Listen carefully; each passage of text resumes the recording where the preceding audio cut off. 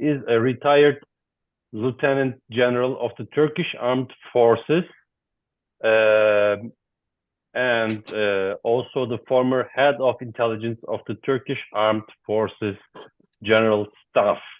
And he has quite a lot of experience also in Middle Eastern diplomacy, including relations with Syria and also with Israel as well. And of course, we are looking forward to connect Dr. Bassem Naim, who is the chairman of the International Bureau of Hamas. Dr. Bassem Naim is currently in Tehran and is experiencing some problems with his internet connection. We hope that during this webinar, we will be able to solve these problems. So the program is as follows. We will have a 10-minute presentation by each speaker first. Then we will have the part with questions or proposals from all participants. And then we will have a shorter second round where each of the participants, of the speakers, can add or comment on other speakers' opinions for 2 or 3 minutes. This is broadly the idea. So for all the questions, for all those who have a question, I would invite them to write that via the chat function that you see on the side of your screen, I think. And with that, I would invite Dr. Ahmad Malli from Beirut to tell his perspective, to tell us his perspective. What can regional countries do to stop the Israeli aggression? Dr. Malli, you have the word, please. Thank you, Yunus. Hello for all people. Despite holiday with the aggression in Gaza, I think it is very important to attend this webinar.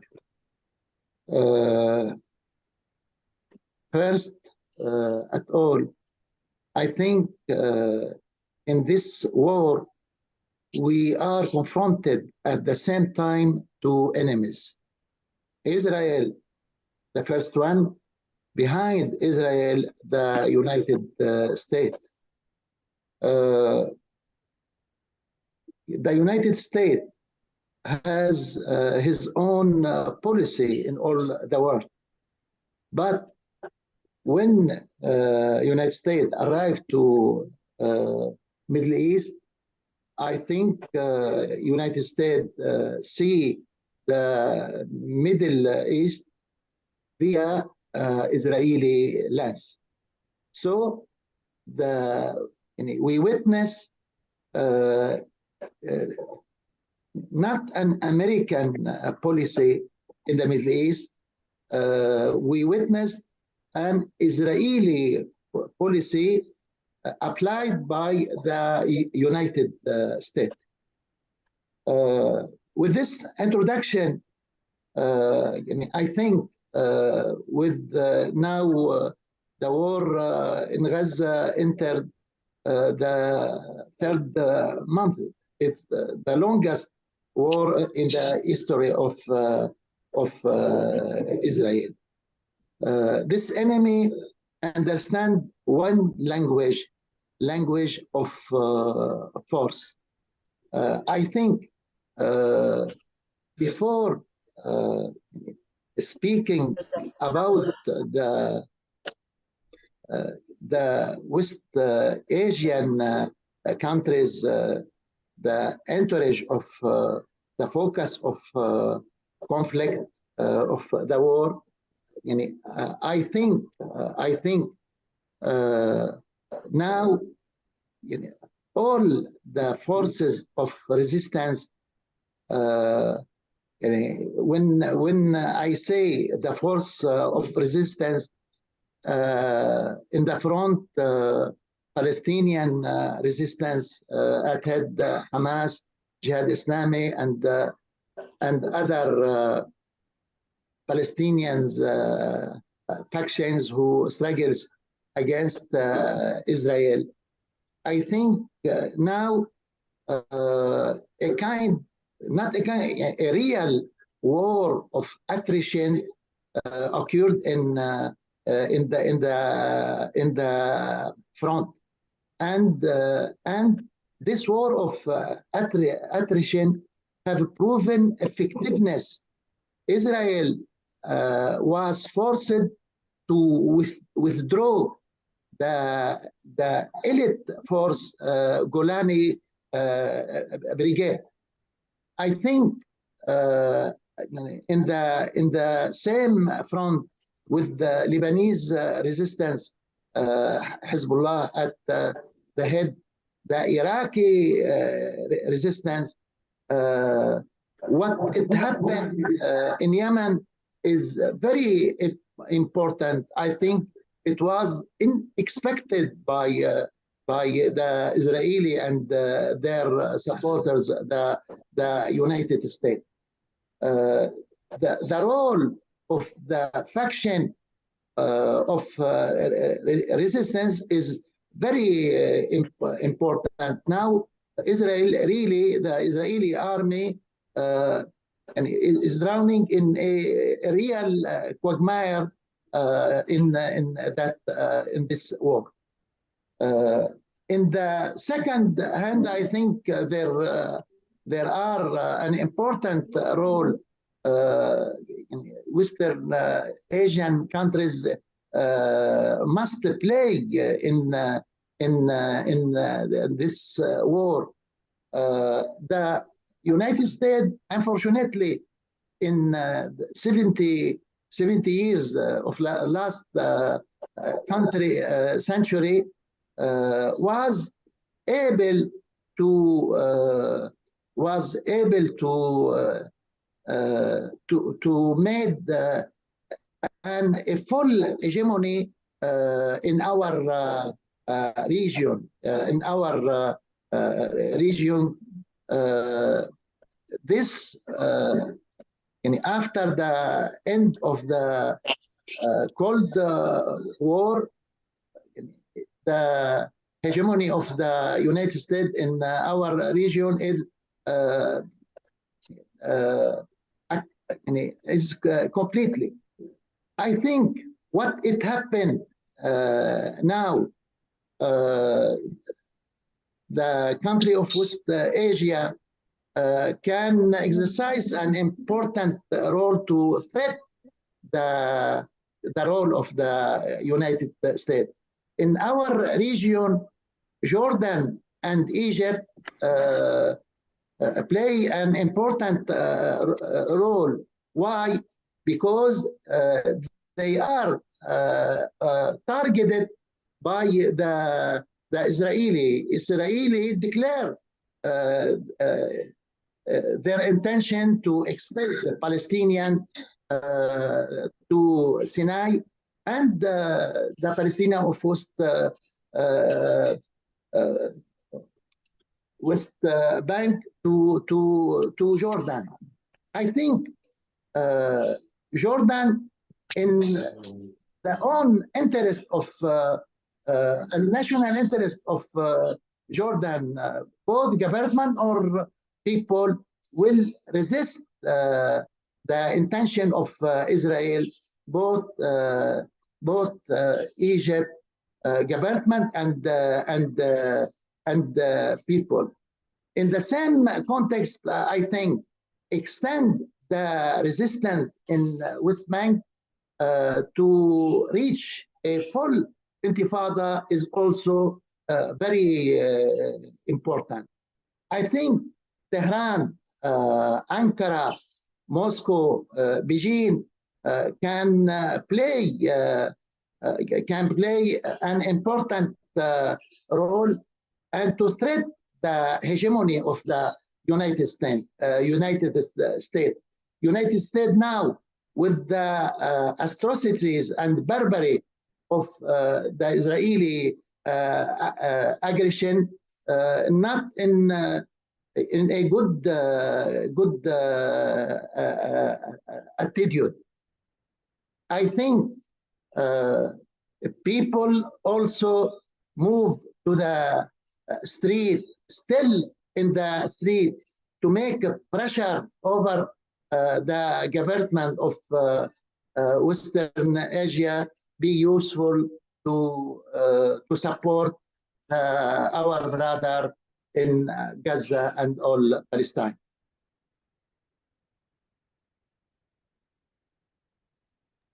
Dr. Mali, thank you very much. You have still 3 minutes if you want to add something. We can participate later. Yes. Okay, thank you. Yes. This is a very exceptional situation that the speaker concludes before finishing the time. So do we have Dr. Bessam Naim connected? I cannot, because he's trying to connect. I see him I'm in not the screen. Sure. You see I him see him in the screen. Yes. I think He's he is here. with us. He muted. Dr. Naim, do you hear me? Dr. Bessam Naim? He's not connected yet, but he's trying. He's keep trying. Okay, shall we give him a minute? As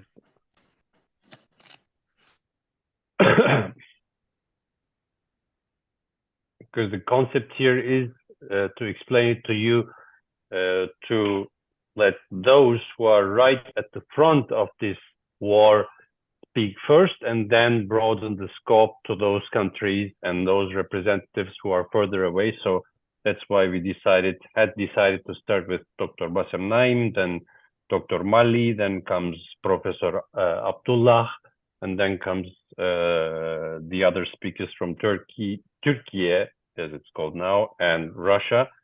So if Dr. Bessam Naim is able to connect immediately, we would continue with him.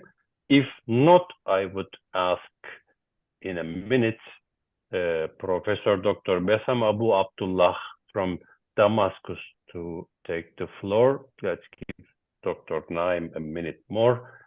But Syria has, of course, its own history of resistance against Israeli aggression. It's not only history, it's contemporary fight, continuous fight. Okay, let's not waste any time. Professor Abu Abdullah, would you please take the floor and tell us your perspective, your proposals, what the countries of West Asia should do? Professor Mali underlined that Israel understands only the language of force. He underlined the importance of Iraqi resistance, of Yemeni resistance. He said that Israel is drowning in a quagmire. He emphasized the role of Egypt and Jordan, who are directly targeted by Israel. And he said that Tehran, Ankara, Moscow, and Beijing should question the US hegemony in West Asia. What's your view on the conflict? Please.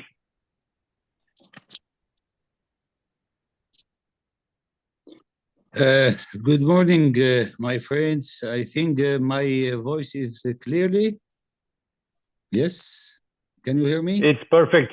Yes, we can hear you perfect, Professor. Oh, okay. Okay, thank you very much. My best wishes to all my friends with the Christmas. Because in our region, in Syria, Lebanon, Palestine, we're considering that the crisis is ours. Because of that, we are celebrating the Christmas. Anyway, to talk about Christmas nowadays, it's, difficult because of what's going on in Gaza. I want to present the Syrian few points about that, and I think President Bashar al-Assad in 16th of December talked clearly about Gaza during the meeting of the Central Committee of Party Ba'ath. And he mentioned different evidences and truths which we should talk about and in which we should believe. And we should study lessons from what's going on in Gaza since the 7th of October. First of all, we should believe that the Israeli army is already defeated in Gaza. It doesn't matter for us how many civilians killed every day and how many civilians is killing every day. It doesn't matter for us the infrastructure, because if we will compare what many considered the strongest army in the region in front of a group of resistance from Hamas and other groups, I think the results is clearly that the Israeli army is already defeated. It doesn't matter when this war is will be finished, but I think, or this aggression, I think the Israeli army is already defeated. This is the first lesson. The second, that Israel without American and Western support is nothing, because it's not original body in our region and is artificial as a society and as a state.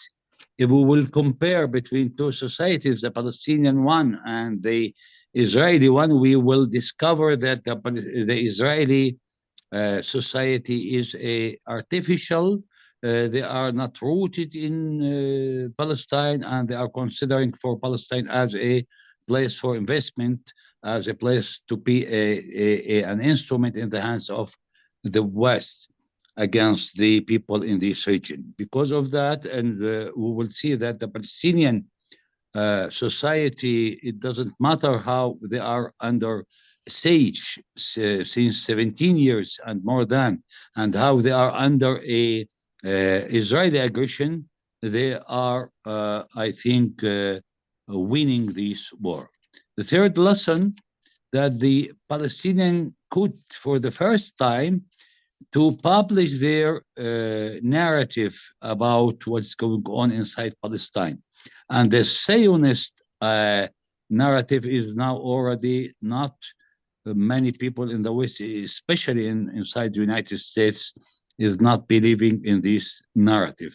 Zionism, I think we should, I will suggest something about the Zionism. This is third lesson. The fourth, the moral comparison between, or the civilization comparison between how the Palestinian resistance dealt with the Israeli hostages and how the Israeli dealt with the Palestinian hostages inside their prison. This is very important victory for the Palestinian and for the narrative of the Palestinian, the story of the Palestine.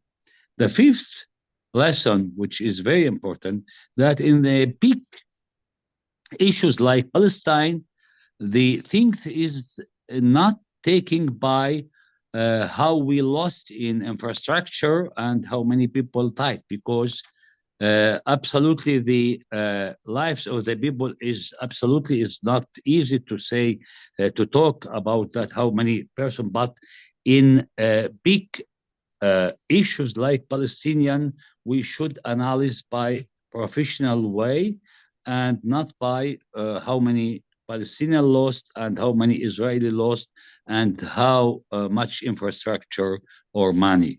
This is bigger than that. This is the fifth lesson. The sixth, that Israel is weaker than we expected. And many people thinking that Israel is strong. I think what we could see in Gaza is that Israel weaker than we expected in the region. And I think the dying of Israel is inside itself because of the weak of society. Until now, about 1 million Israeli left Israel. The second point, that if you will go behind the United States, I think there is no results. The example of Egypt and Jordan, when they discovered that Israel will solve its problem on their cost. The seventh lesson, that Israeli and American is not, there is no difference for them on the Palestinian people between Hamas or Fatah or others. They are attacking Palestinian people everywhere in the West Bank, in Gaza, and not only in Palestine. They are attacking Syria, Lebanon, and Iraq, wherever they are attacking. So Israel is not. There is no difference for Israel between any Palestinian or any Arab or any Muslim people or Christian. Because of that, the solution for that only resistance, and without force, there is nothing in this world to you cannot get your rights. The experience of Palestine since 78 years showed us the experience of Syria, and I think either Turkey should take attention about that. The Turkish government they have double standards in dealing with the issue in Gaza. I think we should take that into consideration. The Turkish people supporting Palestine, but the Turkish government is looking for material interest, which is not good for the region. The eighth lesson to when we are defending the resistance in Gaza, we are defending ourselves in Syria or in the region, because the resistance in Gaza defending everything in the region. And we discovered the period of the Arab Spring is nothing, because now we cannot see the sectarian words, everyone talking about the resistance. So resistance in the region, Palestinian or Lebanese or in Syria, is defending our societies more than before. The eighth lesson, it showed that the collective West is nothing changed in the collective West, and still they are looking for the region as a colonial forces.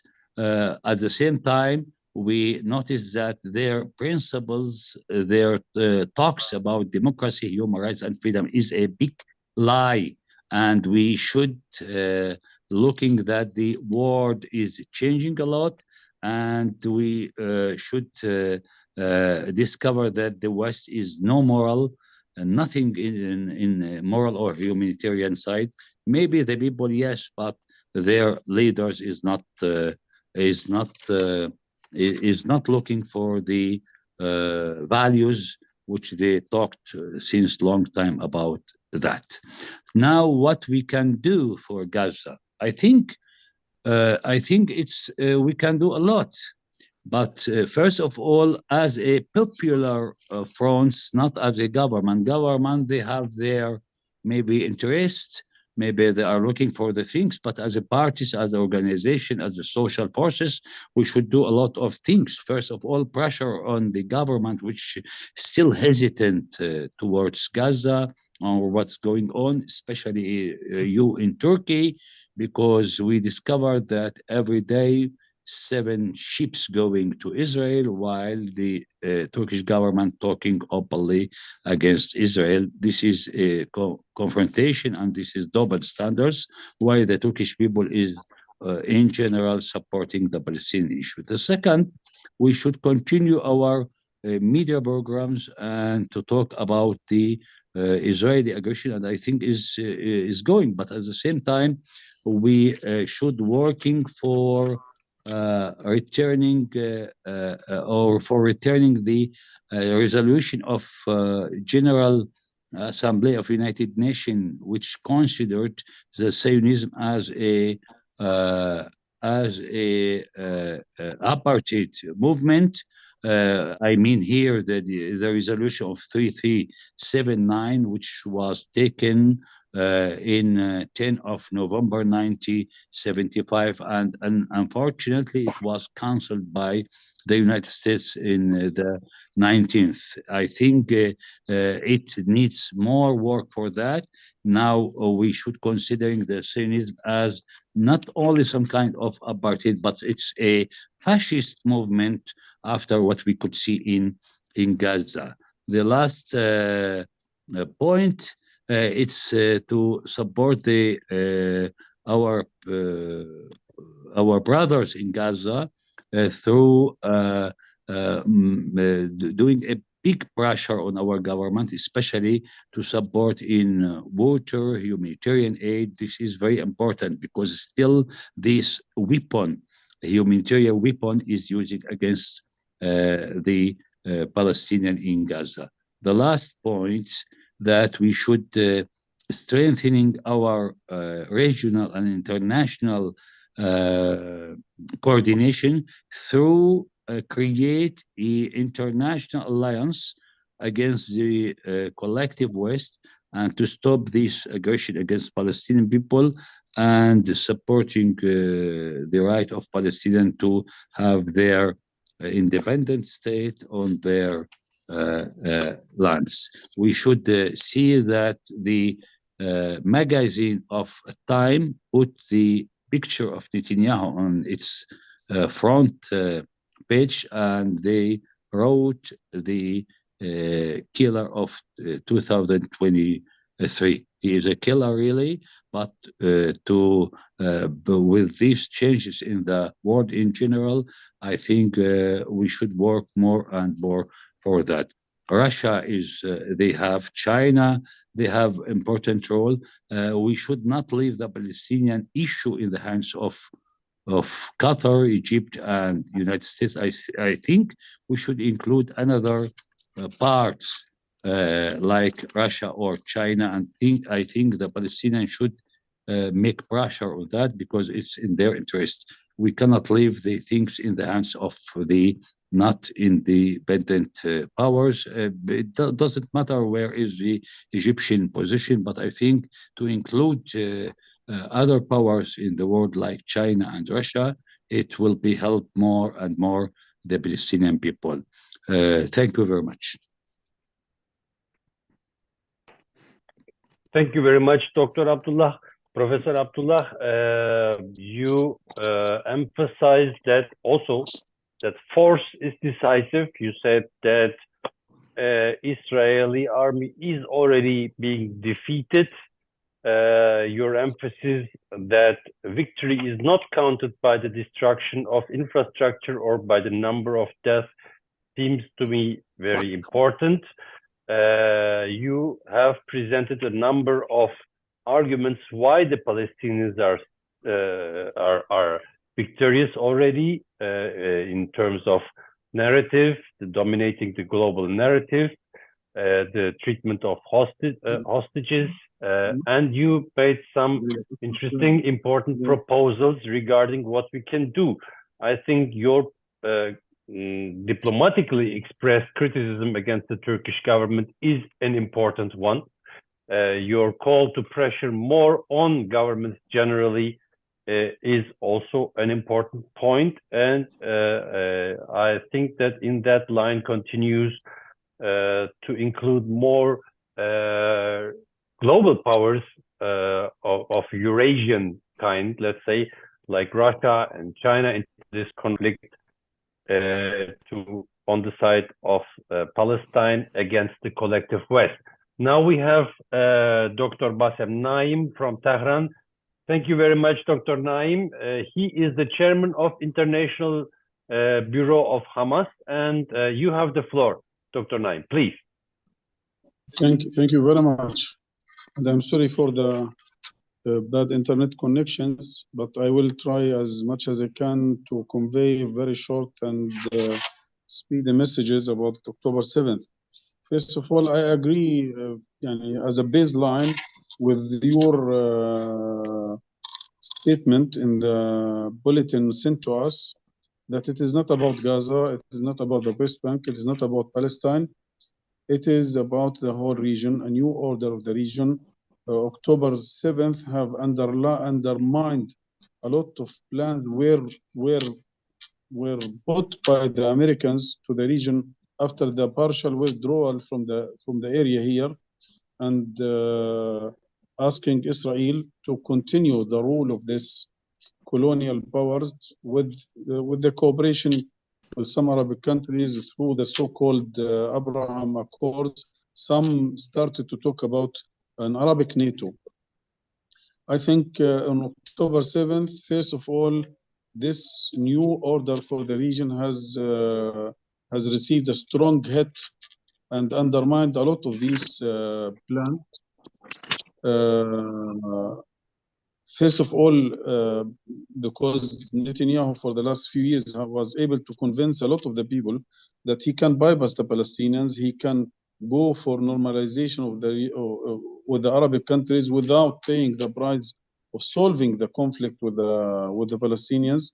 October 7th have sent a strong message that no one can bypass the Palestinians, no one can solve any problem in the region, no one can enjoy security and stability in the region without solving the Palestinian question, without solving or without enjoyment of the Palestinians of their genuine rights of independence and self-sovereignty. The second issue is that October 7th have hit Israel in the core, first as a super regional power, which was called from different countries in the region to come to protect it from their potential enemies here in the region. And we have seen on October 7th that they are not able to protect themselves. October 7th have sent a strong message for a lot of Jews around the world that the propaganda of the Israeli regimes that Israel is the most safe and secure country or area or region for any Jews around the world, it has been also hit in the depth, in the core, and I think a lot of Jews around the world are rethinking again of coming to, between brackets, to Israel as a secure and safe place. October 7th have destroyed 75 years of an manipulated narrative about the conflict. For the first time, people were able to see the reality in real time, live on Facebook, Twitter, and thanks to social media, we were able to bypass all these mainstream media controlled by the Zionist lobby around the world. Therefore, we believe that October 7th was a historical moment, is a strategic move. From our point of view, it is a retaliation to 75 years of continuous aggression against our people. It is an act of defense. We are under occupation for 75 years. We are in Gaza in particular for under suffocating siege for 17 years. Therefore, when someone asks why October 7th, it is a response to 75 years of operation and 17 years of suffocating siege. Therefore, this is a guaranteed right for all people who are under occupation to resist by all available means, including armed resistance, and this is guaranteed and enshrined in the international law and international humanitarian law. A lot of people asking us why now October 7th. A lot of people around the world don't know that Israel has adopted a plan in 2018, which is called the Final Solution Plan in favor of Israel by, first of all, taking to total Judaization of Jerusalem and kicking all Palestinians from the eastern part of the city, annexation of the West Bank, totally or 70%. Third, the total takeover of the mosque, Al-Aqsa Mosque, and converting it to the temple. Fourth, the issue of prisoners, and lastly, the siege on Gaza. All these titles were touched from the leadership in Hamas, in contact with all diplomats and politicians and journalists who have contacted us before October, and we have told them that these plans to finalize or to end the conflict in favor of Israel by denying the basic rights and the basic needs of the Palestinians in Jerusalem, in Al-Aqsa, in West Bank, and everywhere, it will lead sooner or later to the biggest explosion. I have used the term of earthquake, and this explosion or earthquake will be beyond the borders of Palestine. And I have said it many times before October 7th. And we were warned that these fascist, racist policies by this regime will lead will lead 100% to the direct confrontation and to explosion, and we will allow anyone to enjoy safety and security in the region unless our people also have their genuine rights of independence, self-sovereignty, right of return, and independent sovereign state with Jerusalem as a capital. I agree that what the professor said, that on the day of October 7th, Palestinians have defeated Israel. What come after that? It is an added victory to the first hit, because on October 7th, the army, the intelligence, the security, the narrative, all of these big issues which has been presented by the Israelis as a super regional power has been hit in the depth. But what came after, I think it is an added victory, because what we see today in Gaza, we can see two pictures. On one side, the steadfastness of people, innocent civilians of the Gaza Strip, who are refusing by their blood and body parts, and by sacrificing themselves and their houses and their children to leave their own land. And the first target of all these aggressive, brutal attacks was to push the Palestinians in the Gaza Strip to the Sinai. Israel has failed. Israel has announced they are hitting Gaza Strip, attacking Gaza Strip by all these brutal, massive carpet bombardment to crush the resistance.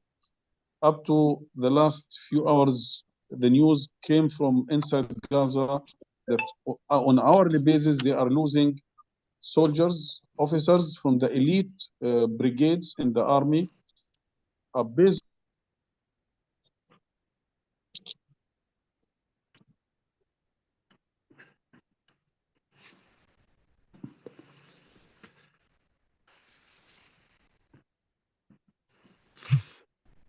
Dr. Naim, do we have a loss of connection with Dr. Naim? Dr. Naim, can you hear me?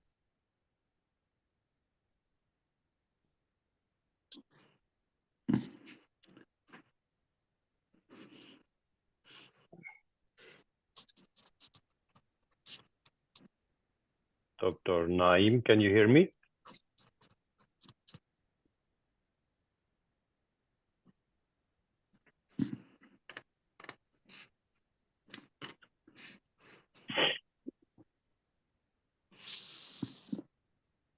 We are trying to connect Dr. Naim.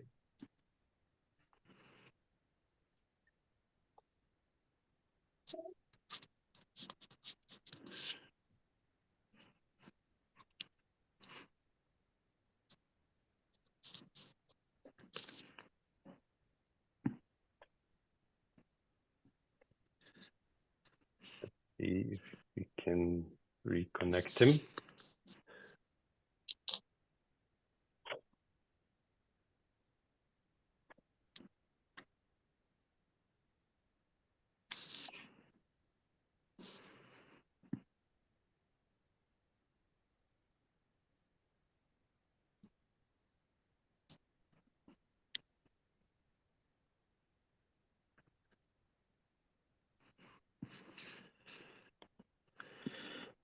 Can you hear me, Dr. Naim, Bassam Naim, Dr. Bassam Naim?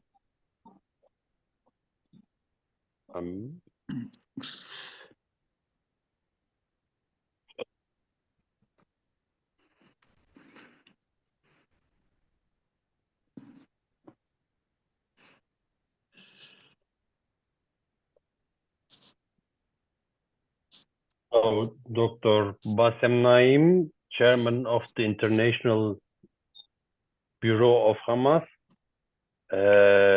said he agreed that the conflict is not only about Palestine and or Gaza, but the whole region, that the US-Israeli attack is a continuation of the colonial rule that Israel has played in the region, which was also heading towards the establishment of an Arab NATO. But he said the October 7 was a historic day which dealt a great blow to these plans, which dealt a blow to Netanyahu, who thought he could bypass the Palestinians, which dealt a huge blow to these plans of an Arab NATO commanded by the United States.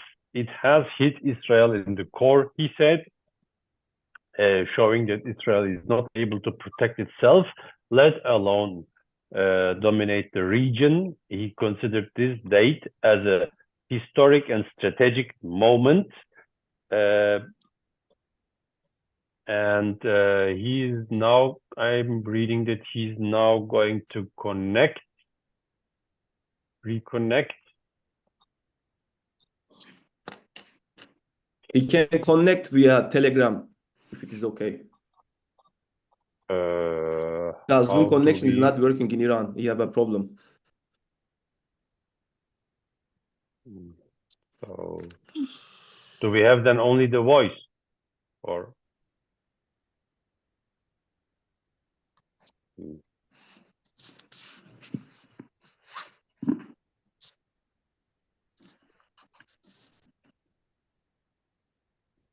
Let's see if we can at least have his voice.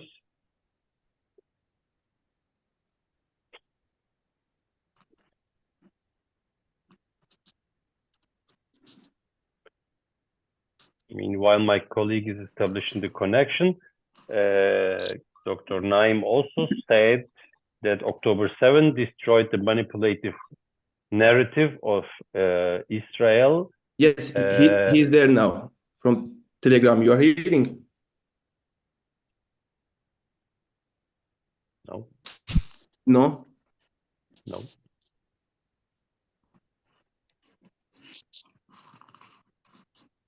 Yes, please go on, Mr. Naim.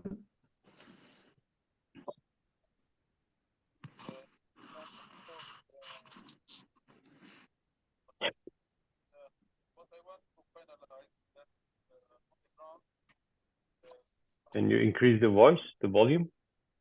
Maximum.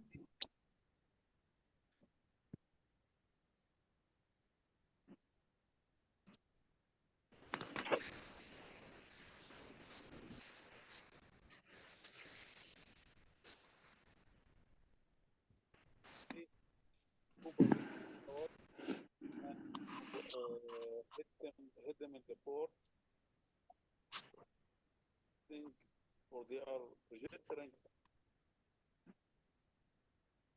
the manpower and in their vehicle, and they have failed to achieve any of these three goals. First of all, to crush the resistance. Second, to dismiss or to the Palestinians from Gaza to Sinai, and third, to rescue the hostages or the prisoners. All the attempts to rescue the prisoners have failed. In the cases they have reached some of these prisoners, they have killed the prisoners, and the soldiers came to rescue them also. What we need now, on the other side, we have the humanitarian disaster on the ground. The Israelis are suffocating Gaza now for more than 50 days. No water, no food, no electricity, no communications, no medicine. And I think this is maybe the first humanitarian disaster registered life under the eyes and ears of the whole world. People are starving in Gaza. People are dying because of lacking of medicine. People are dying because of lacking of water and in a very cold weather. Therefore, there is the humanitarian disaster. We have to move urgently, first to stop the aggression immediately and fully. Second,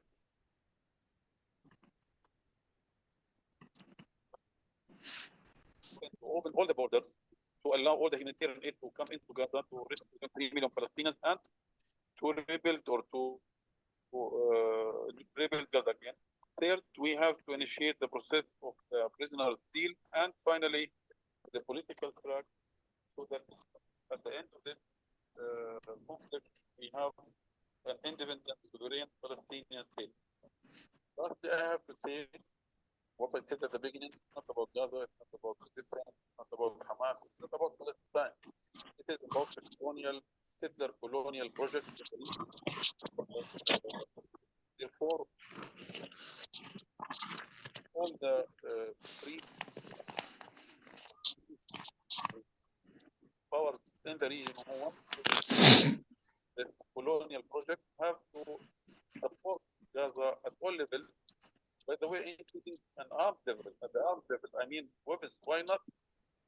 Why is the whole colonial powers in the world came to support Gaza by ships and by jets and all kinds of weapons, and the humanity and the region and the Arabs and Muslims failed even to support Gaza with water and food. All the humanity failed. The second issue is the international humanitarian law has been crushed under the bulldozers and the tanks of the Israeli army, and I'm sure this will have its repercussions on the future of the international order. Who can now talk about respecting international humanitarian law with any country in any conflict around the world after we have seen that international humanitarian law has been totally smashed in Palestine in front of the eyes and ears of the whole world, and now no one can oblige the Americans to stop using their veto to block the international will, at least for a ceasefire. I think what is happening in Gaza will have its strong repercussions in Palestine, in the region, and at the international level. We are waiting for help from all our friends and individuals, parties, states, to support this just cause, not only for the sake of Palestine, but also for the sake of justice and international humanity here and everywhere. Thank you very much. شكرا جزيلا.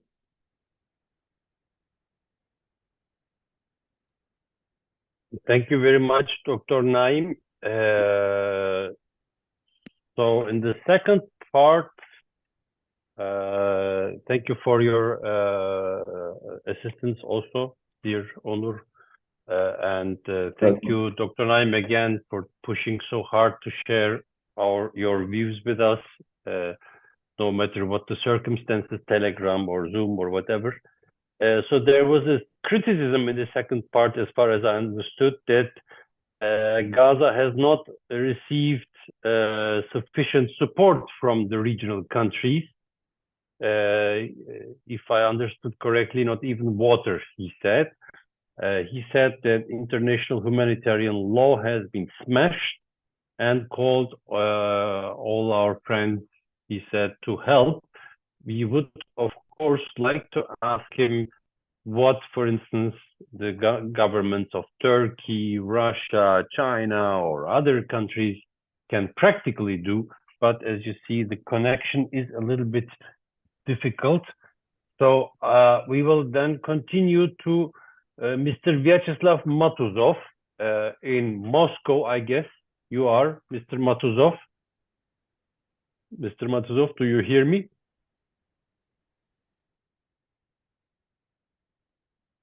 Mr. Matuzov, здравствуйте. Do you hear me, Mr. Matuzov?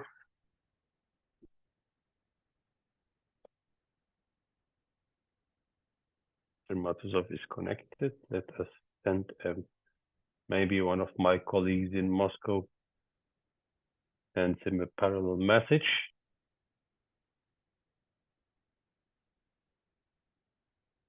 To listen to his views.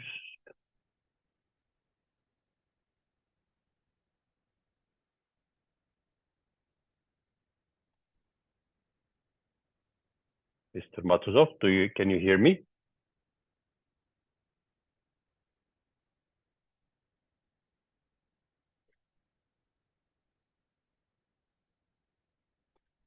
I cannot.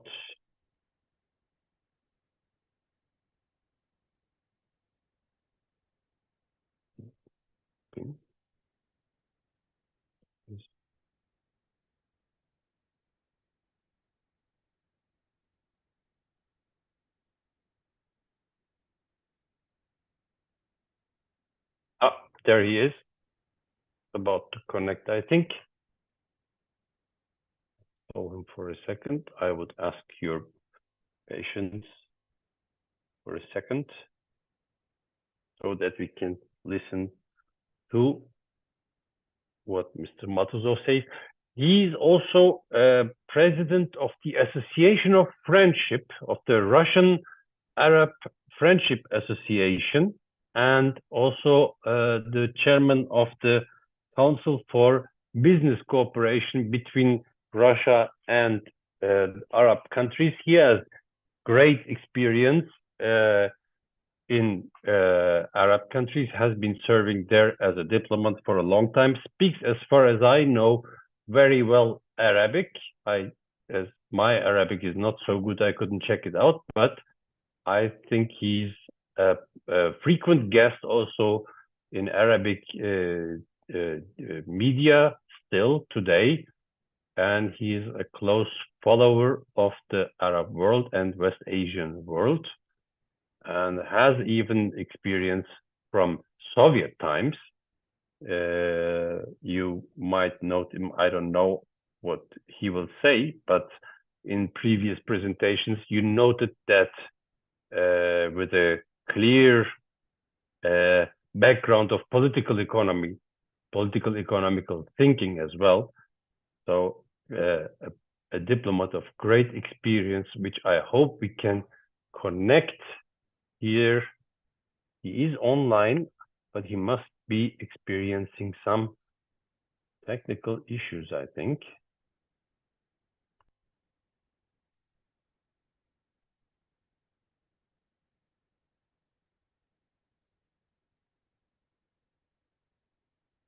Mr. Matuzov, do I hear you? Do I see you?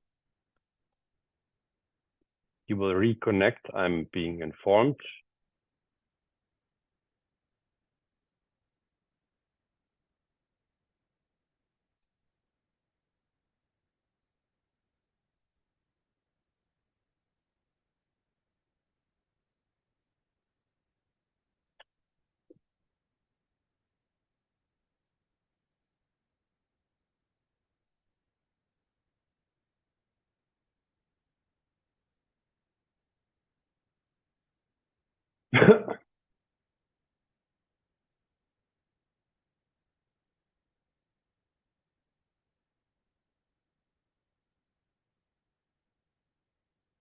Mr. Matuzov, can you hear me?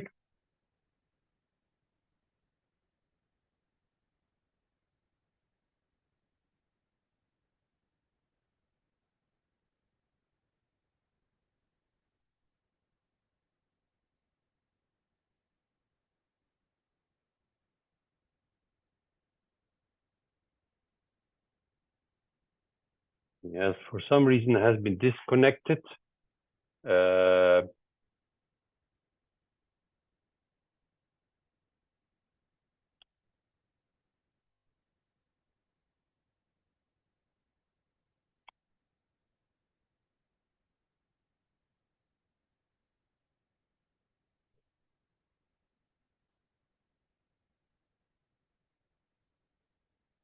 For some reason, he has been disconnected.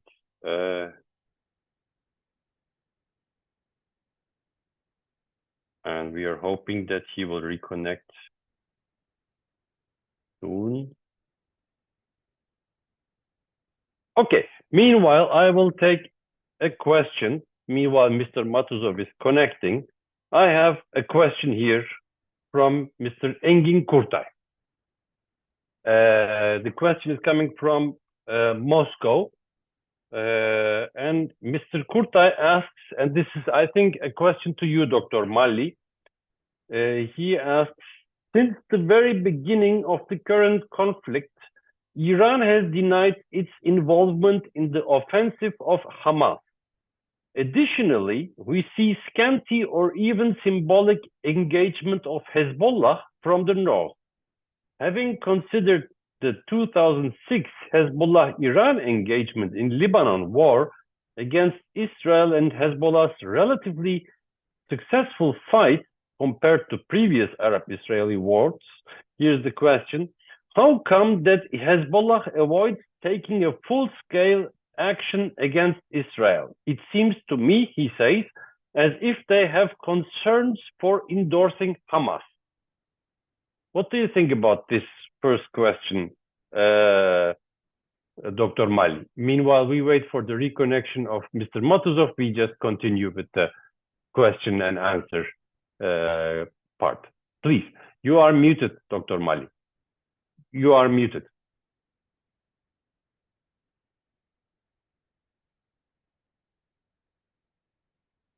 Now, you heard me? Do you heard me? Yes. To answer to this question, first at all, you don't forget Israeli army still occupy a part of Lebanese territory from Shab'a Farm, parts of Kafar Shuba, part of village Rajar. This so the Lebanese resistance, Hezbollah at the head, has full right to struggle to defeat Israeli army and liberate his own territory. Another thing, maybe people abroad maybe forget,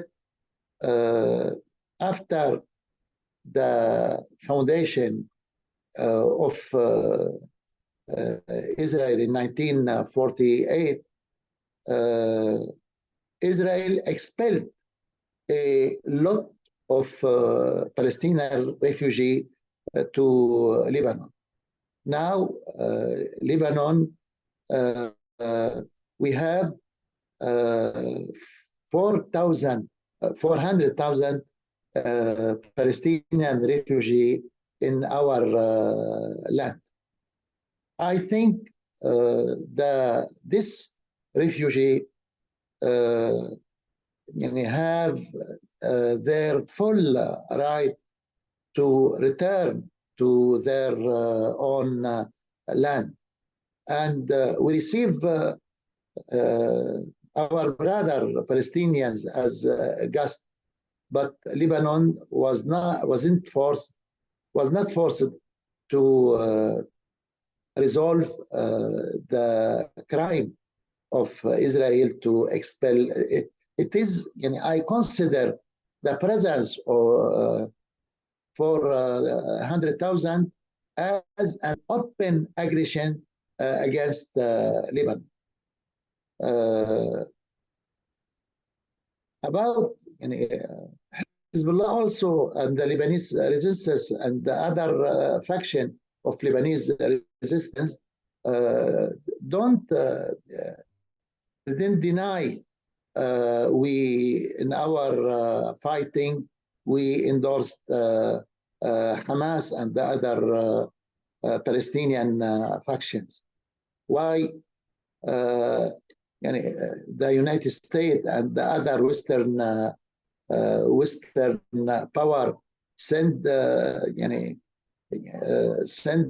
worship and craft career to the Mediterranean to support Israel, and we are brother and neighbor to the persecuted Palestinian. We don't have the right to endorse the Palestinian people. About Tehran, I think he can this question be sent to representative of Iranian government. Now I think all world knows that October 7 was launched by Hamas without coordination with the other resistance group, and they have all right to protect their strategic plan, and it is not a matter for the different group of resistance. So I think we are in the battle, as our my old friend Dr. Bassam Abdullah and Dr. Bassam Naim, Israel is defeated. I think sending worship, it is not a sign of power to Israel. Israel now is very very weak, and I think now Israel with now confronted many groups of resistance. We are confident to the victory of Palestinian people.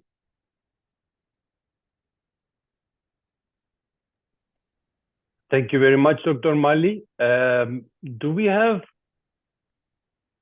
Mr. Motuzov? No, he has still problems with the connection. Then I would just open the second round of comments if or additional questions, if anyone has additional questions, or would you please, Professor Abdullah, would you like to make some additional comments about what the other speakers said? Would you like to add something?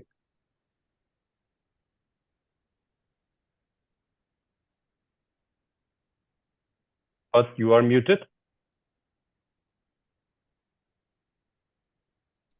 Okay. Yeah. Can you hear me now?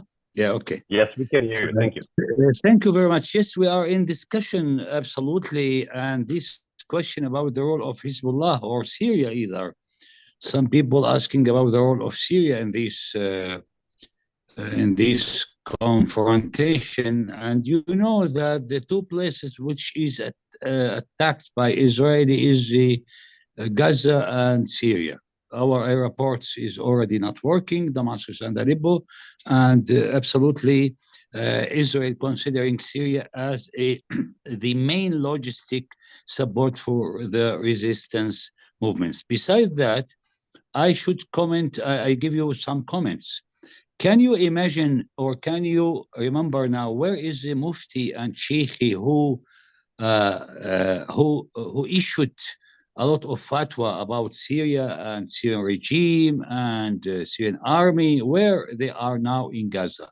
Nothing.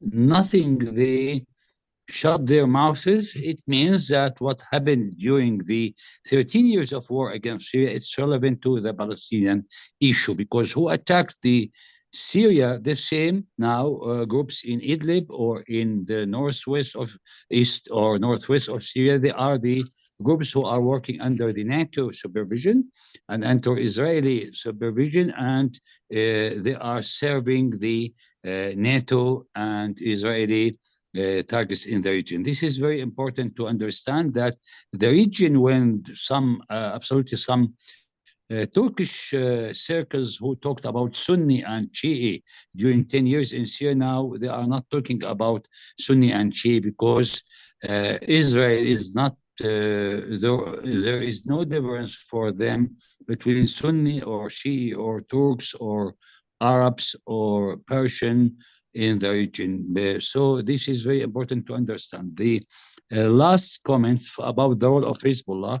Before asking about the role of Hezbollah, we should asking about what they called other Arab states who met in Riyadh, about 57 Arab and Muslim states. We should ask them if they can do something to sending water, to sending food, to sending medical supplement for the Gaza people. So this is a lot of question, but mainly I think the Gaza war, we discover after what's going on in Gaza that the word or terminology of Islamic Ummah, we should put a lot of red lines about that. The Ummah should be I mean here not the peoples, especially in Turkey, where I am criticizing the Turkish government or the AK Party, who were during the war in Syria as a leader of the Muslims, while in Gaza they are not leader of the Muslims. This is confrontation, and I think this attitude should be changed, because at the end of the day, Turkey now discovered that there are targets, it's targeting from the NATO, which theoretically they are part of the NATO, but at the same time, there is a danger in the northeast of Syria to the Turkish national security. The Turks, I think, and the national forces in Turkey should pressure on the government of President Erdogan to say that enough is enough. Israel is not a source of legitimacy. Israel is not a source of economy. And I think we should think in another way about what's going on inside Gaza. For Syrian position or attitude towards Gaza, I think Syria should not be asked about that. The war mainly against Syria was because of supporting the resistance movements in Lebanon, in Iraq, and in Palestine. And I want to remind everyone that in 2003, Colin Powell, he came to Syria and met with President Assad at the time, and the American conditions at that time, which still until now the same conditions, that if Syria will cut the supplements and the connection with the resistance movements, I think we can stop the war against Syria. So the connection between Syria, Palestine, Lebanon, Iraq, Yemen, either the national forces in Turkey, it's the same target. They don't want to have independent states, independent people in this region. They're still thinking as before. Because of that, uniting our forces is very important. We should put our differences. We are criticizing absolutely, objectively, but we should put our differences in this region and think about the future of these things. We are not Sunni Shia. We are a people who are respecting the diversities in this region, which is full of Kurdish, Arab, Persian, Turks, all these diversities. We are proud of it, but we should look to Israel as an artificial body in our region. Thank you very much. Thank you very much, Professor Abdullah. I'm being informed that here is Mr. Vyacheslav Matuzov. Mr. Matuzov, we missed you, and we are very curious about your position. But it is technical problems. Please, go ahead. Well, and the Dr. subject Mali, we're discussing with great importance. Not importance of local Palestinian-Israeli relations or Israeli, but it is more broader consideration. If we look into this crisis and watching it, it is we should come to conclusion that it is global disturbance area, because the United States and Israel are acting in Gaza these days, last weeks and last 2 months, according to their plan. They have a plan, political and military activity. It is obvious, if we watched very closely to how it begins this crisis, how it is developing, and connected with all previous decades, previous declarations of the United States and the Israeli government, we find out that it is very good planned action, very good planned military action, and to face this plan, it's necessary to be in the same level of our responsibility, because it is global situation. It is spreading now. 2 aircraft carriers are in the region. There are bombing from Yemen to Israel. There are blocking Bab el-Mandeb, and also many other actions that now concentrating forces, military forces, not only the United States, but it is common command from Western countries. They try to bring to this coalition, and not a single Arab state agreed to participate to military action in Bab el-Mandeb. This, in spite of the fact that they declared of their presence in this coalition, they refused to join the actions against Israel. Except with Western countries, there is no states, there is no other foreign countries that participate in facing the Yemen, for example. And so when we say that, where is our plan? Where is the Arab plan? The Arab and Islamic world get together in Riyadh. They made a declaration of supporting principle of stopping military action, stopping Israeli aggression against Gaza. But I consider that it is their words. Why? Because they have a plan. Their plan is based on a certain military and political goals. Where is political goals?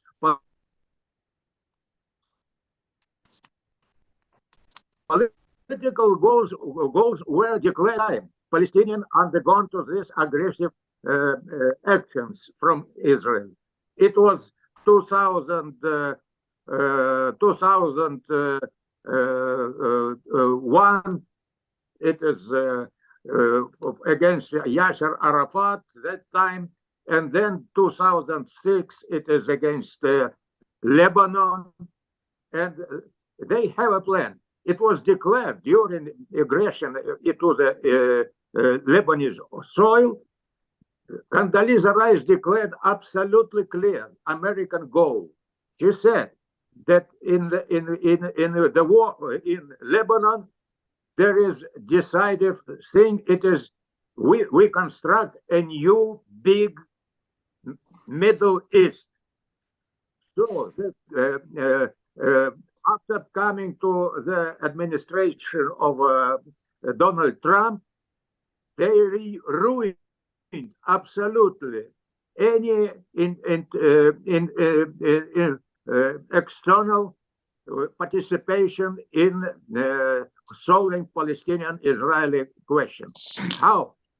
They killed, practically politically killed, quartet, world quartet, and they obtained the right to solve Palestinian question between 2 countries, the United States and Israel, between Donald Trump, Jared Kushner, and Netanyahu.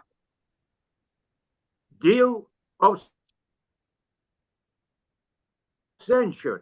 This is the political base for their nowadays activity. They are trying to achieve that goals that they proclaimed for many years ago. And what are their goals? To clean Israel territory, as they consider Israel territory, from the river to the sea, from Lebanon to the Sinai. And they want to make, to construct a sole identified Jewish state of Israel.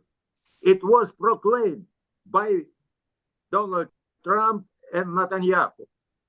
So now they are fulfilling their plan. How can we stop them? By pushing them to restrict military action by our declarations? No, because they are increasing their military presence in the Mediterranean, in Bab el-Mandeb, and they're increasing their military help to Israel. Because nowadays, today, or this morning, I read in the internet that 230 military equipped cargo planes landed in Israel with equipment. They stopped their economical support for Ukraine to concentrate their attention to help to Israel. So we are not, we should take into consideration that it is not accident in Gaza. It is part of the big plan. It is a regional plan, global plan, because we are witnessing today the situation in the world that America wants to keep their domination in all world developments. In Far East with China, in Ukraine with Russian Federation, in Europe, and American position is supported by all Western countries. Russia waging war today, waging war in Ukraine, on the soil of Ukraine, with 54 Western countries. Not only Ukrainian army, it is an instrument.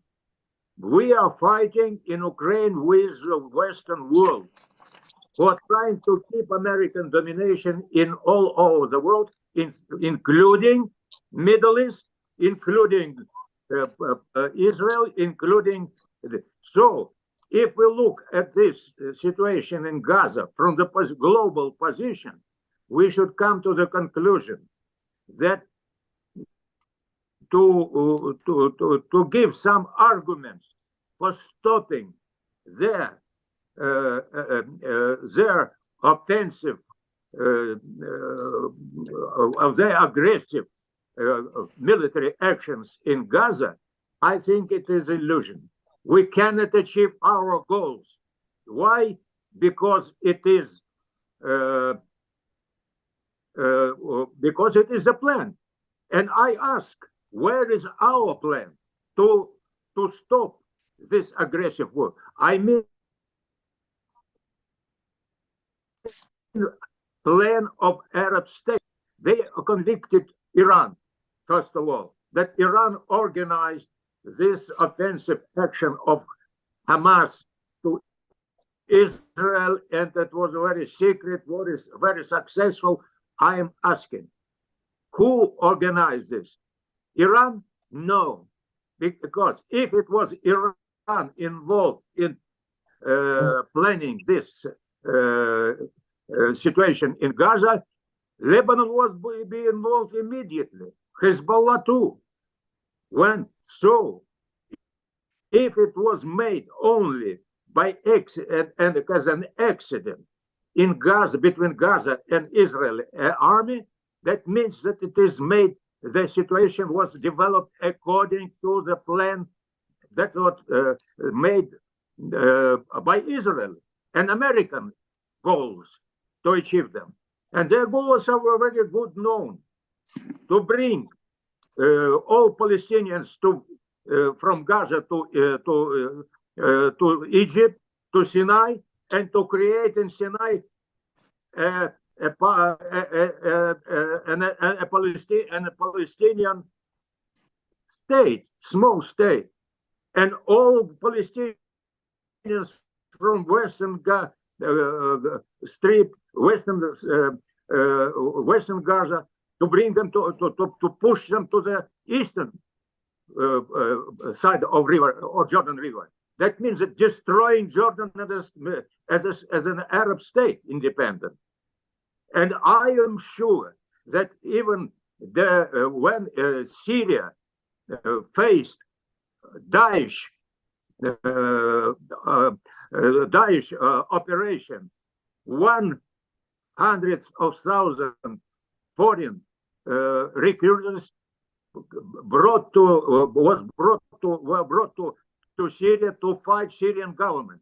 But the real goal was to destroy Jordanian Hashemite kingdom, to push Jordanians aside and to open area for deal of century, as Donald Trump and Netanyahu called it. I asked Mahmoud Abbas while I was being in Ramallah and taking a meeting with him. He didn't know about anything about this deal of century. Nobody. I asked our Russian foreign ministry people, what means it's a deal of century? Americans didn't inform not Russia, not Palestine, not any Arab state, maybe not Arab state, but it is a plan. They are making step by step, they are trying to achieve their goals. Where are our goals? I ask him how to protect ourselves from this aggressive and humanitarian to refrain from humanitarian catastrophe.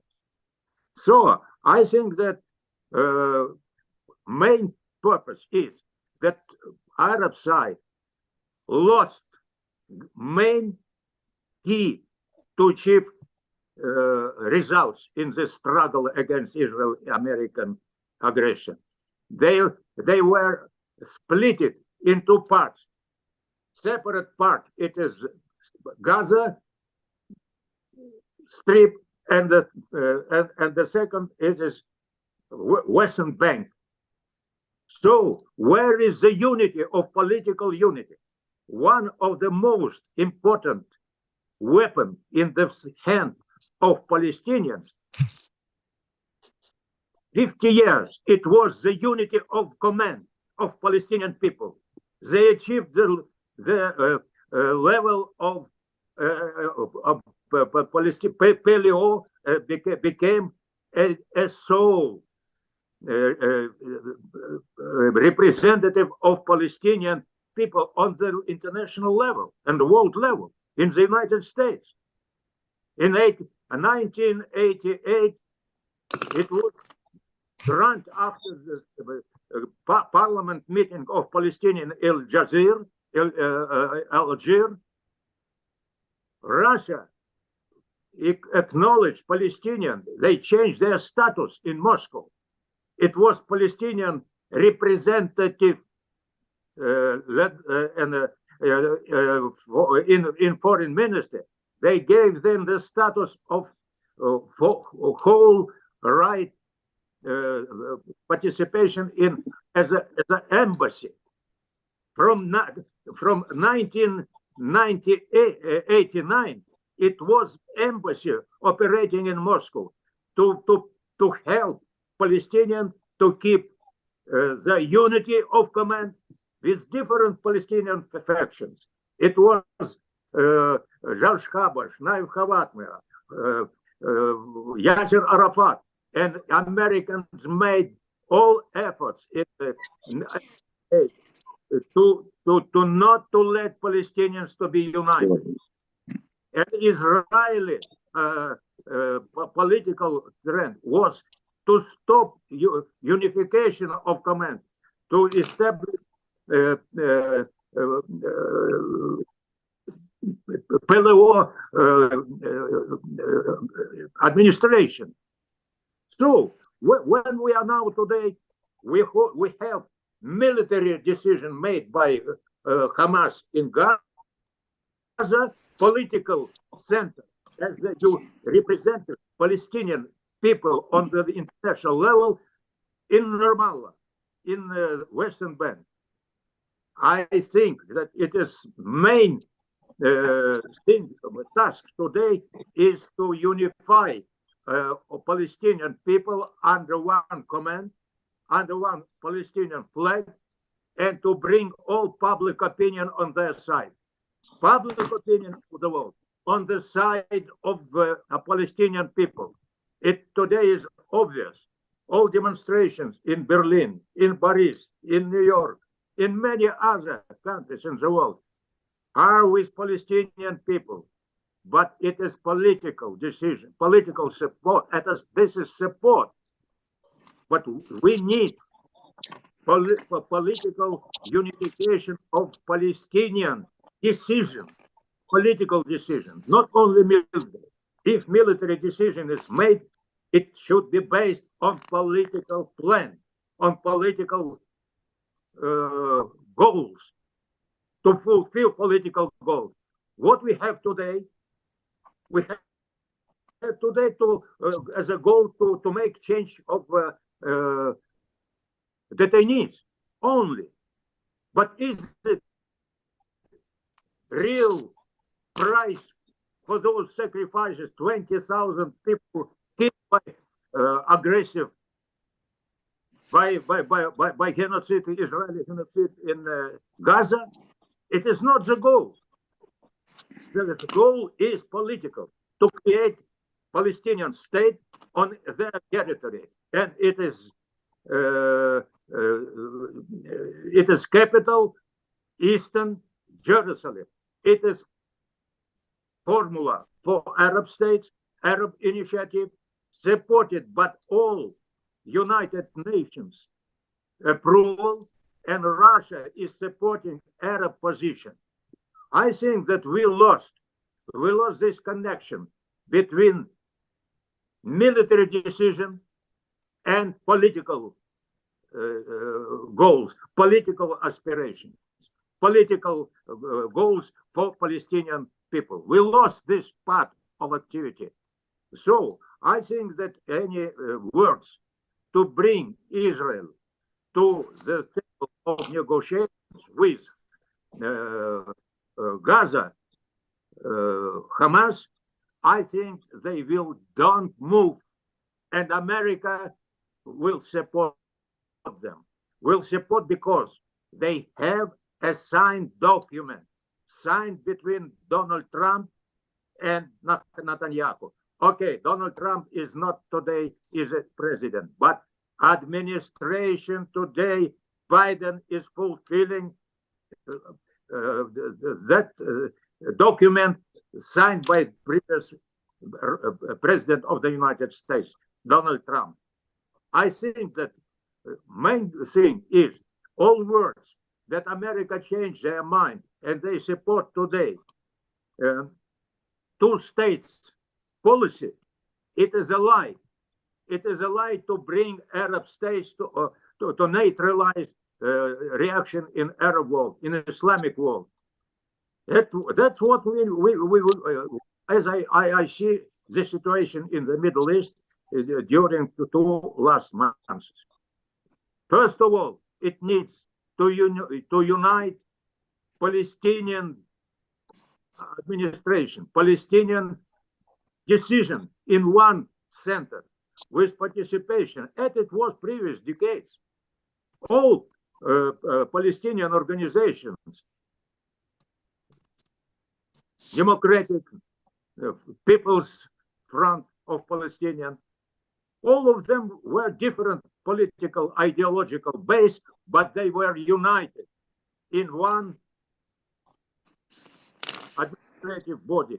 I think that we lost this decision made organ, that now prevent from achieving results in negotiation and open heirs to the United States and Israel to make anything, because they say there is no unified. We are fighting not Palestinians. We are fighting. We are fighting those who are terrorists. They ignore legitimate right of Palestinian people because they are concentrating our attention, all the world attention, to the necessity to fight Hamas. But Arafat was only considered them as a terrorist. Only 1992, he was acknowledged by the United States and as a legitimate representative of Palestinian people at PLO. It was in Washington. I was participating in those negotiations at that time. So, splitting Palestinian leadership, it was one of the weapons in the hand of Israel and the United States to prevent a joint activity and prevent from active support from the world opinion to the Palestinian people in their rights. Mr. Matuzow, to fulfill all decisions of the United Nations. Sorry. Thank you. So I tried to do my best. I'm sorry. No, I was going to ask you to conclude slowly, not to stop immediately, but I think you have made some, and we have two more questions additionally, but I think you have made an important point in that US and Israel have a plan, that they're following a plan. They're not just reacting or speculating, but they do have a plan. And you said that as the Arab side or the West Asian side, we also need to have a plan.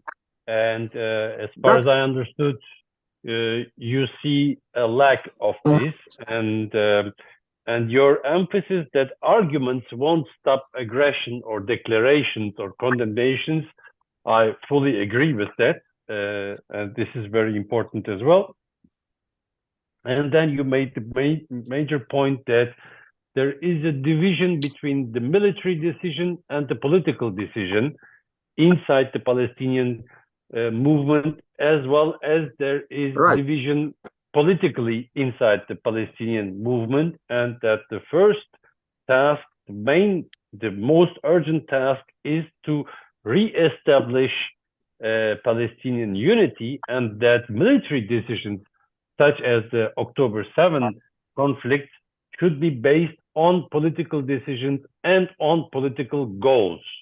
A lot to discuss actually on that, but we have a question. We have actually two questions. One goes to Dr. Ahmed Mali. Dr. Mali, I think it seems like our viewers are not satisfied with the activity of Hezbollah. The question is, why is Hezbollah not fully involved in the war? This is a bit a repetition, but you may answer it again. And it continues, does the pressure put on the Lebanese government by the United States have an effect on Hezbollah's lack of full involvement in the war? Could, and it's a third question actually, three questions in one, could the United States provoke a civil war in Lebanon if Hezbollah gets involved in the war in Gaza? Dr. Mali, would you like to answer the question? And it is a permanent question.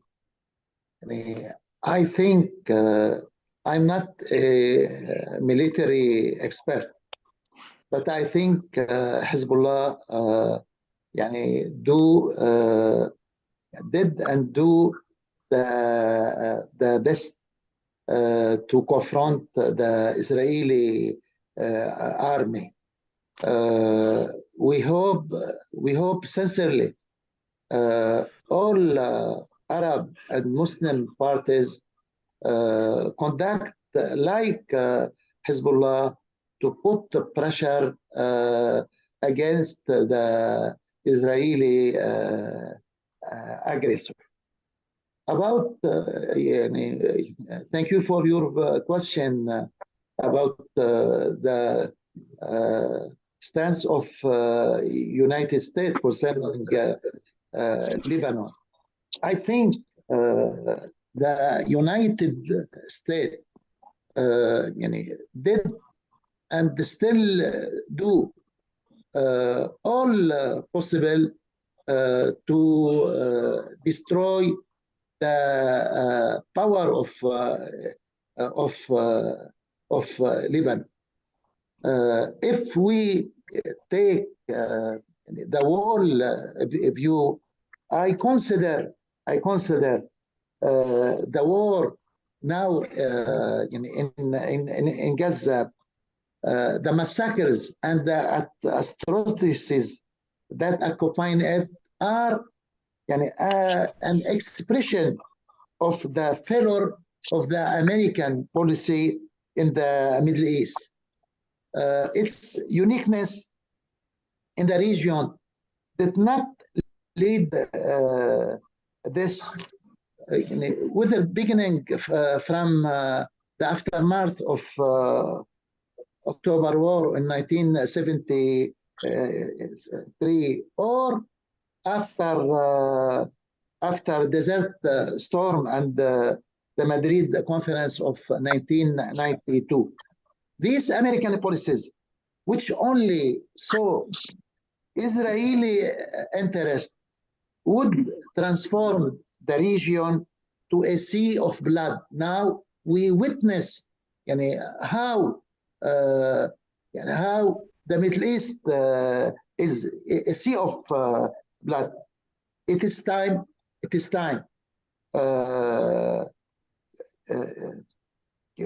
to all voices in all the world to raise against the American crimes, and for honorable people in the region to have the priority of preventing United States to interfere in our internal affairs, and the first goal to expel the United States from enter the region. Let me allow me to add something about Syria. No resistance fighter, neither in Lebanon or in Palestine or in Iraq, can deny the role of Syria. Sincerely, without Syria, no faction of resistance Muqawamah, neither in Lebanon or Palestine or in Iraq, can have the power to the resistance against Israel. For this, Syria is punished, and the war against Syria launched by the United States and other allies. Thank you for Syrian people. Thank you for Syrian government to support the resistance in Lebanon, in Palestine, in all the region. Thank you very much, Dr. Mali. Here comes I have a question here, which I would not sure. First I will ask another question that comes from my colleagues, and it is going to Professor Abdullah. The question is the Greater Kurdistan project of the US and Israel, covering the lands of Syria, Turkey, Iraq, and Iran, is known to everyone. In fact, this puppet state is called the Second Israel. Wouldn't the elimination of this so-called structure established by the United States and Israel on Syrian land have a positive impact on the Palestinian resistance? Yes. Thank you very much for this question. And I think you know that I wrote many articles in Aydınlık newspaper since 5-6 years. And we want the Turkish government that don't trust American because they are planning to use, unfortunately, the Kurdish factor to divide 4 states. Great Kurdistan you can find on the TV of Mr. Barzani. You can see the Great Kurdistan. It's covering the Syria, Iraq, Iran, and Turkey. For Syria, it's not there is no Kurdish question to say openly and frankly, but in Turkey, yes, and maybe in Iran. And we remember that they tried to use this Kurdish factor in many times the last 2 days, started from the north of Iraq. So because of that, openly, and we are speaking and talked about that, without coordination between Syria, Turkey, Iran, and Iraqi government, there is no possibility to face this plan. Not because we are against Kurdish people. Kurdish people, they are part of our societies, and we talked about that many times. Most of the Kurds, they are not accepting with this plan, and I think that it will be now. If you will ask where is SDF from Gaza or the Kurdish parties from Gaza, there is no voice, nothing, because they are as a puppet organization in the hands of the American occupator in the northeast of Syria. So because of that, in conclusion, without, again, this is my, I think, 1,000 times we talked with you in the Watan Party and in Aydınlık and in Ulusal Kanal, we talked about that many times. The Turkish government should be stopped tactics in this question, and if they think that the American will escape Turkey, they are, I'm sorry to tell you, they are stupid enough. I think now there is more attention about that in Turkish government, but to cut the road to this project without coordination, direct cooperation between Syria and Turkey, without withdrawing from, or without destroying the terrorist organization in Idlib and Al-Jawlani, who nowadays is already contacting with the MI6 and CIA and Mossad. At the same time, the SDF is connecting to Israel without coordination directly between the intelligence, the 2 military, and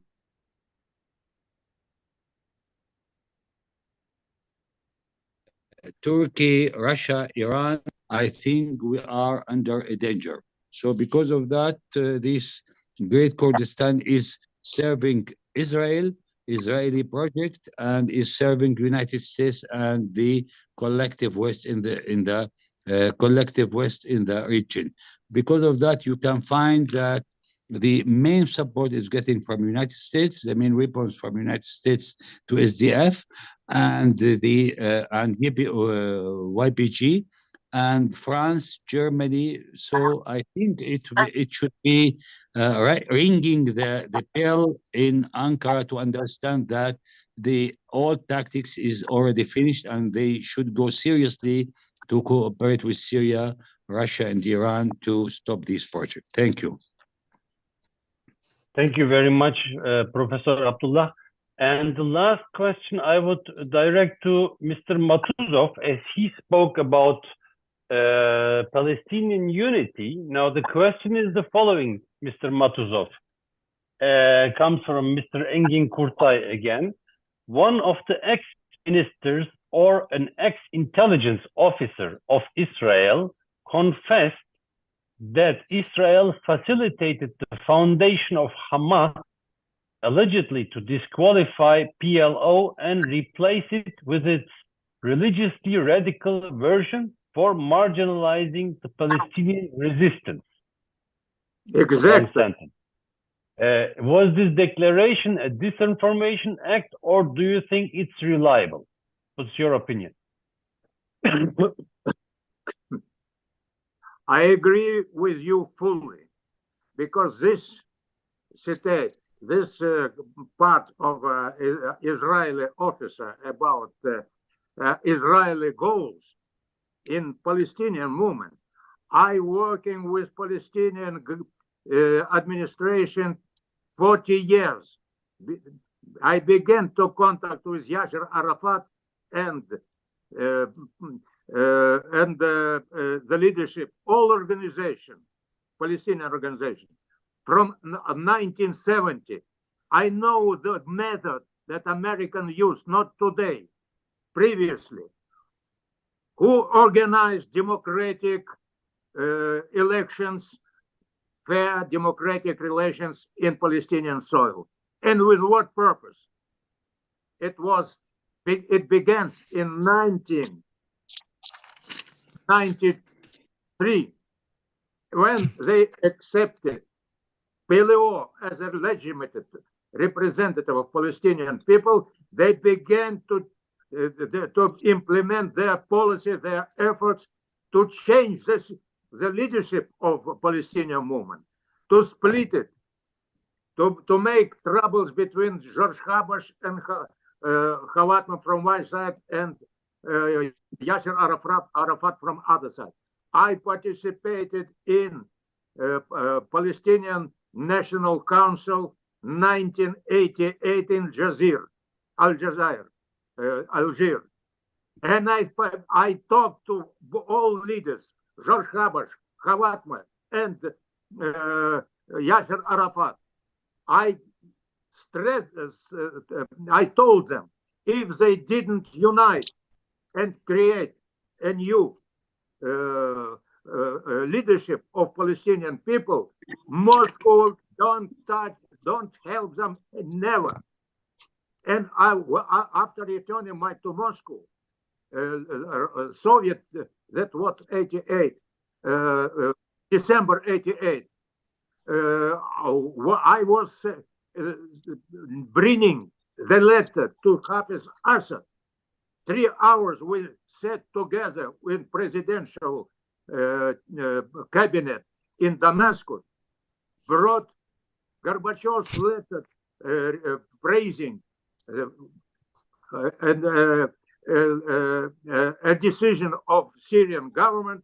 And after Damascus, we went to Tunisia, met with Yasser Arafat. We fight not only Israeli, but our influence of our pro-Israeli forces inside the Soviet Union even. And we succeeded in making this decision. And we proved our facts, and we changed the all efforts that were made to not to support to unifying political administration of Palestinians, to split them. It was not today began. It was began 50 years ago, 40 years ago. That was the right thing. And today, when I see that they, 1992, organized training for Palestinian young people, training in Carter Center in Atlanta, in the United States, to train them how on the right way to arrange election in Palestinian soil. They succeeded is they understand what they want. They want to split Palestinian leadership. They succeeded in it. After that, we saw aggression in Lebanon. We saw intervention of 100,000 foreigners come to Syria to destroy Syrian state. But goal, as I said, was not only Syria, but Jordan, Saudi was, according to the plan, they were declared of it. It's American military analyst Ralph Peters printed in journal Atlantic the borders of new Middle East countries, where 1/3 part of eastern part of Turkey, southern part of Syria, Iraq, and western part of Iran is creating Kurdish state. It is a plan of the United States. Was published,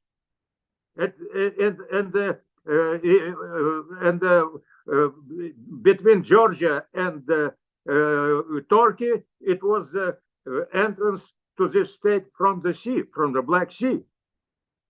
All was met, and that's why Condoleezza Rice, 2006, said the change in the Middle East to create a new big Middle East with new frontiers, without Jordan, without Syria. Syria is also, and even they entered planning in Afghanistan and Pakistan, Punjab state. It is broad global plan. What we made to prevent implementation of this plan in the area? Nothing at all. Because the lobby Israeli is working not only in America, not only in Europe, in our country, in Russia, in Turkey, in Arab states.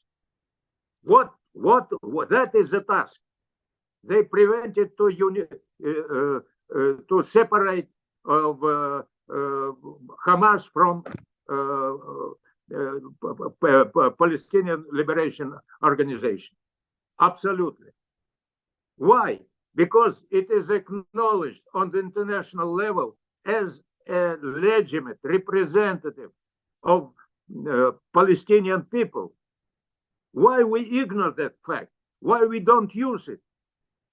That was, I mean, when I said that it needs unifying Palestinian leadership, Hamas, Democratic Front, People's Front, Palestinian, all other fronts participating and making the decision all together.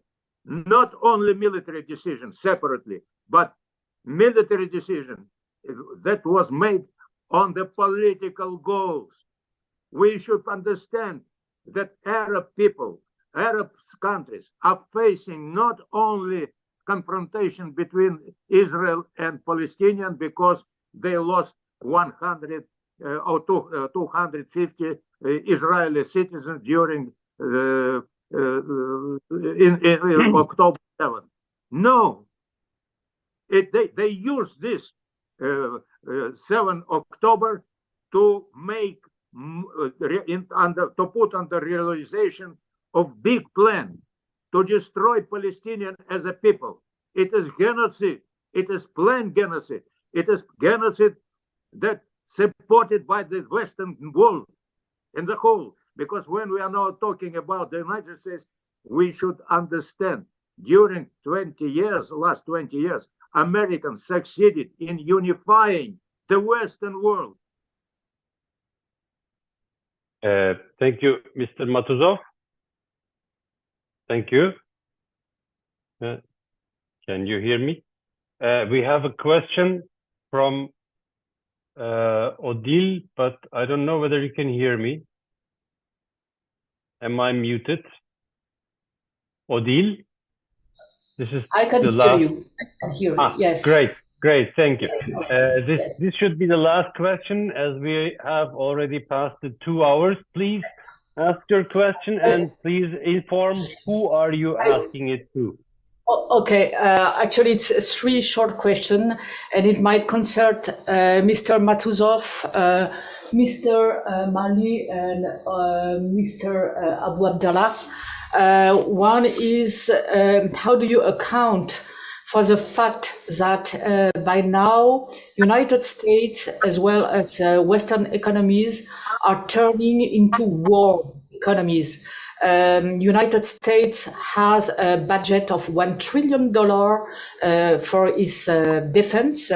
And now in Europe, the European Union is requiring every Western countries to have 2% of its budget for defense. Emmanuel Macron in France said it openly last June. France is entering a war economy. In Germany, Pistorius, the defense minister, made just an incredible speech, I must say, about the war preparedness for Germany, that there must be a spirit of war in Germany. So this is very worrying. So that's one question. Second question is about the solution for Palestine, because there have been a lot of discussion in Europe about the two-state solution. But honestly, I hardly see how it could come to something really that could work. And third question, what about the possibilities that somebody like Marwan Barghouti embodies a new leadership for Palestine? Thank you. Well, big questions. Another webinar, actually. The war economy. Who would like to answer the question about the war economy in the West? Is this a kind of indication of defeat already, military defeat, because they are turning into war economy? I think we need a new webinar about this topic. Well, I do agree on that. Yeah, might be. But, well, Ms. Odile, I do agree with Dr. Mali. Your questions are excellent questions. But Yes. given that we have already been here for 2 hours, I would really propose that we make another webinar with exactly these questions, focusing on economy of war, on Western and Arab relations, and the other questions that you had. I would ask your allowance to keep the answers for that webinar, if you agree with me, hopefully. And by that, I would conclude this webinar. I think we have heard different views, actually, on the conflict in Gaza, in Palestine, and its evaluations. There are contradictory positions, evaluations, to state it openly. Our colleagues from Gaza, from Hamas, and Dr. Mali from Lebanon, and also Professor Abdullah stated that it is a victorious situation, while Mr. Matouzov has a more skeptical position and says there is a more clear plan needed and unification needed. We do see all speakers acknowledge that the US interference in the Middle East, in West Asia, is growing, but they also all have at different points pointed out at which points it's failing. Some of them more clearly, more openly, some more inside effect. For instance, one speaker has underlined, I think it was Mr. Matouzov, that the US has not succeeded in organizing any Arab state into the coalition it is constructing at the Bab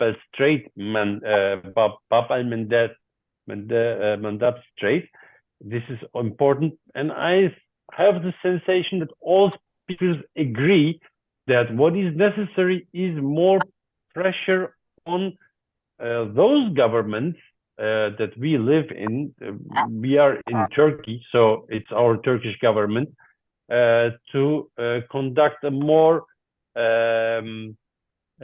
conclusive and more consistent position.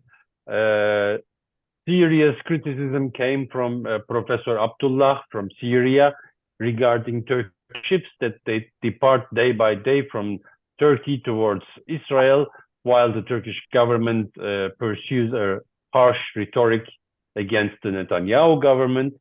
Mr. Abdullah said that the Turkish people side with the Gaza government, but that the Turkish government still seeks some economic interests. I think this is our legitimate criticisms and legitimate points. And they also indicate that the potential of Western Asian countries, specifically countries such as Turkey, but also maybe Egypt, to exercise more pressure on Israel is still there.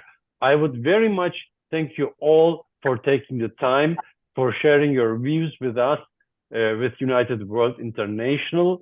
And I hope that very soon we can continue, we can make another webinar with the very good questions that Ms. Odile has asked from the heart of Europe, but reaching beyond as well.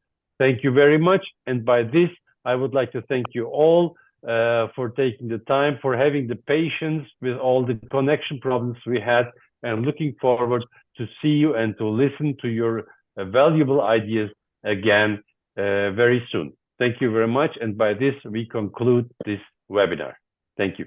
Thank you. Thank you. Thank you, Yunus. Thank you. Thank you, all people. Thank you.